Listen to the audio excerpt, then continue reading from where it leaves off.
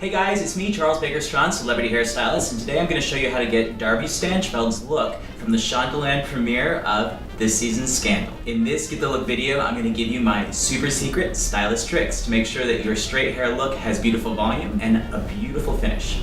What you're going to need for this look is a blow dryer, a tail comb, a round brush or oval brush, volumizing souffle, prep mist, hair clips, Velcro rollers, and a light hairspray. The first thing we're going to do is we start off with her clean hair. If you have a lot of tangles, always use the wider end of your comb, working your way from the bottom and going up. This is to ensure that you don't incur breakage. So for you style junkies out there that are blowout veterans, the Herbal Essences Tea Lightfully Clean Blowout Prep Mist is ultra light. It gives you that extra added little bit of protection to make sure that those ends are soft and shiny. The exterior shell and the ends of the hair are the ones that are going to need most of this type of a product because it's going to help to make sure that it doesn't get damaged from the blow dryer, and it's going to provide you a little bit of extra conditioning to make sure that you get a smooth finish. Keeping back a bit also ensures that you don't over product the hair. So it's just a light coating and it hits just those right spots that really need it. Now to give me a little bit of extra body exactly where I want it, specifically in the crown area, I'm going to use a mousse. A mousse is really great because it helps to build that body and volume, and this mousse in particular is ultra light. It's the Herbal Essences Volumizing Souffle. It gives you great body and volume and wonderful shine. It's really important to know how to apply it. You want to make sure that the hair is very damp. You want to use a small amount in the palm of your hand, and this is the key. Emulsify the product in the palm of your hand like so. Dip your fingertips into the palm like that, and just rub in at the scalp area. This ensures you get the product exactly where you want it, not too much in any one particular place, and making sure that you get beautiful volume to that finish. The moisture helps you to make sure that the product moves evenly throughout the hair. So while the hair is really still wet, you can actually squeeze and get that residual moisture to give you all the control that you need, but an ultralight coating product to ensure that your blowout lasts even longer. Another thing to keep in mind too, you're not actually styling the hair until it's almost 90% dry. So if the hair is really, really wet, you're not really doing anything except for wearing your arm out. So products like mousse help to evaporate the excess moisture. It helps to push that out, and the reason why it dries to a crisp is that it's supposed to hold things in place. Now the ultralight souffle has a very light little crisp to it, so you can still manipulate the hair while you're going through it. Next, we're going to talk about brushes. Now with brush diameter, the thing to think about is how much control do you really need? If you say have a lot of calyx right around the hairline, which a lot of people do, and you really want to get in there and get some control, a smaller round brush will give you more pull, which gives you more strength and more control. So you can really get in there and direct that hair. A larger one is just going to make sure that you get a nice even smoothness to the hair itself, as well as help to provide a little bit more body and volume. So we're actually going to be using the Wildcard brush, which is an oval brush. Perfect for her straighter hair. We're going to use the rounded bevel edges to make sure that we over direct this forward and blow dry it down. And then when we push it back, it's going to give a beautiful frame to the face and make this area a little bit flatter right in through here because we're actually building volume in the crown. It helps to elongate and balance out the chin, and it gives this beautiful illusion of really thick, lush, dense hair. Now, moving into my favorite way to section hair for a beautiful blowout. When I section, I like to work in diagonal sections, moving away from the face. Comb the rest of this down, comb through it, twist, and with your grip clip, just grip it. So you can take your next section, let's twist this, clip that back there. So that way when you're blowing out, you don't actually have to stop and start. All you have to do is open that up. This keeps this one clean, and you can cut that one down next. So when you're going through and you're doing your blowout, this is the area where you're probably going to need to do a little bit more work. By using that diagonal section, you clear the top portion of it away, and you're saving the outwardmost shell for the last bit. That's going to require the least amount of time to smooth it out. The less work you have to do, the less you're going to wear yourself out, the better your blowout is. Make sure you get a nice evenness of tension. So before you go in with your blow dryer, comb through the section first, then create the tension with the brush and wrap it around. Hold that down and then put your blow dryer right in through there. And then these ends are saved for the very, very end. The area of the hair that is most likely to have damage is the ends, specifically the cuticle layer. So when I'm blowing out the cuticle layer, I smooth on both sides. And what that does is gives evenness of shine from root to tip. Now Kristen has little baby hairs that are right by her hairline, right in through here, which create that little tuck. This is a perfect area to use your smaller round brush. Shorter hair pushes longer hair, and it's the shorter hair where it has a little bit more bend that creates these little dips. To get those, lift it up, So you get a nice evenness of tension. You can really see how that round brush, the tight one, really gets in there and grabs all those little baby hairs, so you get that good little bit of tension. I also did it on both sides. So up and out this way, and then down that way. And make sure that you get that beautiful smoothness without that little dip there. Once you've finished your diagonal sections moving away from the face, you'll be moving into the crown, which is where you really want to build that extra body and volume. So this section right in through here, this is where the head changes shape. We can kind of go through, smooth this stuff out, and then we're gonna save this bit for the very, very end.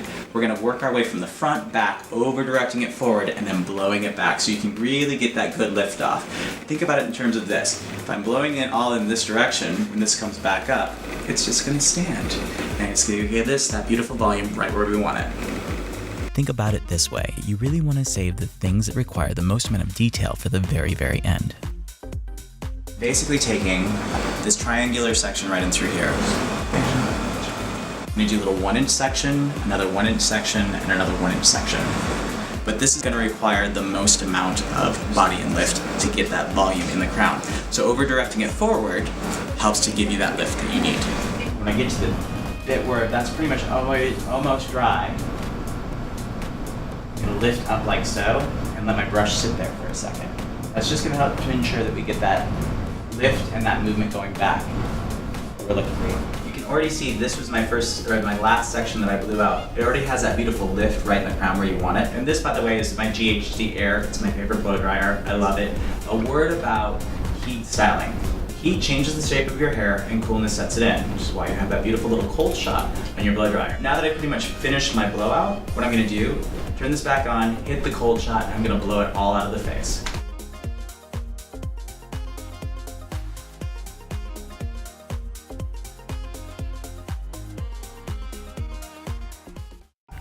For those of you whose hair may fall flat, or if you just want to make sure that your set stays smooth with extra great volume, you can do a Velcro roller set. So, I'm going to use a larger roller. I'm going to do a deeper side section like this.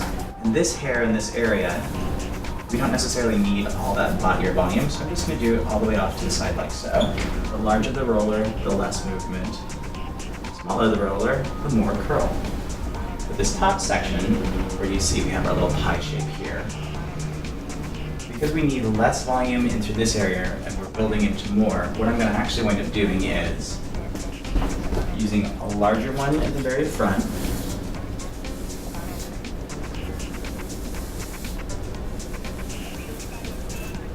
This to give that lift that we're looking for here. I'm smoothing it forward and over directing it back. And you can see from the side, this is actually pushing the hair underneath the roller, and the base of my section is right there. Now, if you wanted less volume, you could move this back. If you want more volume, you push it forward. The more on base or below this part line, the more body or volume that you get. Also, the smaller the roller, the more intense the lift of the curl. I'm using a bigger one there. This next section, I like to build more body and volume back. Forward, smooth down, slightly smaller. Right on base again, boom. And this last one, because it's the very, very back and it's right at that place where that starts to shift a little bit more. Smooth all the way up, all the way down, boom. You can let just be free. Once you've finished your set, this is the perfect time to go and do your makeup. This will give your hair enough time to set to ensure the volume and the style. The finishing step to build perfect volume is to give the crown a base of backcombing, and this is backcombing 101. If you do have flatter hair that doesn't necessarily hold body or volume, what you may want to do is that last triangular shaped section, use a little bit of backcombing. Backcombing helps to lock in the volume exactly where you want it. Now, backcombing, a lot of people don't really know how to properly do. Using a tail comb, the tail helps to section out the hair. You always want to backcomb the underside of hair. The reason for that is you can build the body and volume and then allow the smoothness to come over the top so you don't actually see all those little fuzzies that are standing up. The other thing to do and to keep in mind, when you over direct this forward, you're going to move in circular motions like so and push down and then roll out. Now that was 4. Counting makes sure that you get a nice evenness and a control to how much body and volume you're putting specifically into the area. Because with this look, we want to create that lift that comes up like so. I did 4 there. My next section, 1, 2, 3. Next section.